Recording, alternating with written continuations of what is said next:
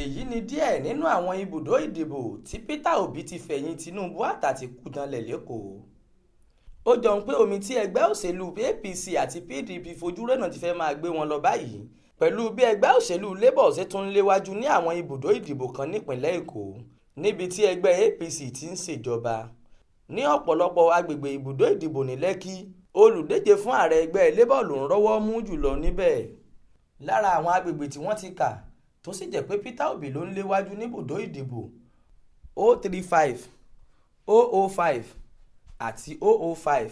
ní ibùdó ìdìbò mẹ́tẹ̀ẹ̀ta yìí Peter Obi ní ìbò 850 ní ìgbà tí ẹgbẹ́ APC ní ìbò 17 tí ẹgbẹ́ PDP sì ní ìbò 5 péré. ọ̀rọ̀ kò sì fi bẹ́ẹ̀ yàtọ̀ ní ibùdó ìdìbò Ìlàsà, Jákàndé àti Maposon. ẹgbẹ́ Labour ti Peter Obi náà ló ń léwájú, ìbò 53 193 ni Obi ní. ẹgbẹ́ APC ní ìbò 47 57 tí ẹgbẹ́ PDP kò sì ní nǹkan kan.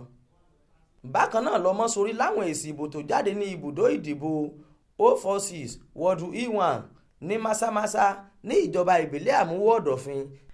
ẹgbẹ́ òṣèlú Labour ní ìbò 99 169, ẹgbẹ́ APC ní ìbò 32 32 ní ìgbà tí ẹgbẹ́ PDP ní ìbò 80.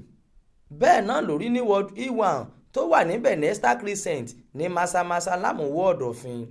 Labour ní ìbò tó fi 95 195, ẹgbẹ́ APC ní ìbò 2 nígbà tí PDP ní ẹyọ kan.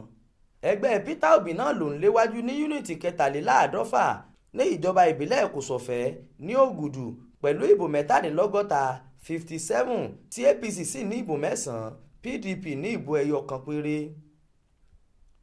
Jọkẹ́ Àmọ̀rí ló ṣàkójọpọ̀ ìròyìn yìí fún iléeṣẹ́ tẹlifíṣàn Aláròye online. Ismail Adéẹyọ ló kà á sétígbọ̀ọ́ yín.